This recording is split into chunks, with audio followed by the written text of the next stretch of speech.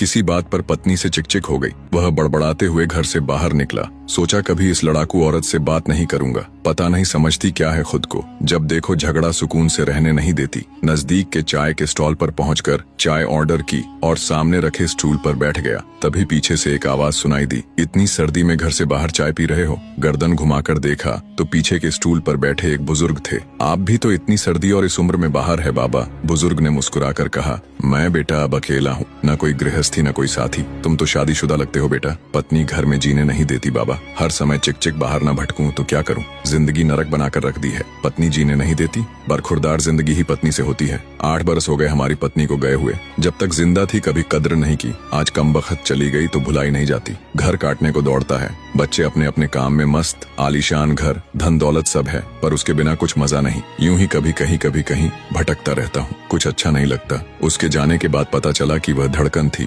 मेरे जीवन की ही नहीं मेरे घर की भी। सब बेजान हो गया है। लेकिन तुम तो समझदार हो बेटा, जाओ अपनी जिंदगी खुशी से जी लो, वरना बाद में पछताते रहोगे मेरी तरह। बुजुर्ग की आंखों में दर्द और आंसुओं का समंदर साफ नजर आ रहा था। चाय वाले को पैसे दिए, नजर भर बुजुर्ग को देखा। 1 मिनट गंवाए बिना घर की ओर मुड़ गया। उसे दूर से ही देख लिया था। डबडबाई आंखों से निहार रही पत्नी चिंतित दरवाजे पर ही खड़ी थी। कहाँ चले गए थे? आपने तो जैकेट भी नहीं पहना, ठंड लग जाएगी तो। तुम भी तो बिना स्वेटर के दरवाजे पर खड़ी हो। कुछ यूं दोनों ने आंखों से एक दूसरे के प्यार को पढ़ लिया था। कई बार हम लोग भी अपने जीवन में इसी तरह की गलतियां कर बैठते हैं। सिर्फ पत्नी ही नहीं, माँ बाप, चाचा ताऊ, भाई बहन या अजीज दोस्तों के साथ ऐसा क्रोध कर देते हैं जो सिर्फ हमको ही नहीं उनको भी कष्ट देता है। छोटा सा जीवन है, कहीं क्षमा करके कहीं क्षमा मांगकर हंसकर गुजार दो। जिंदगी के सफर में जो गुजर जाते हैं वो मुकाम वो फिर नहीं आते। वीडियो कैसी लगी कमेंट करके जरूर बताना।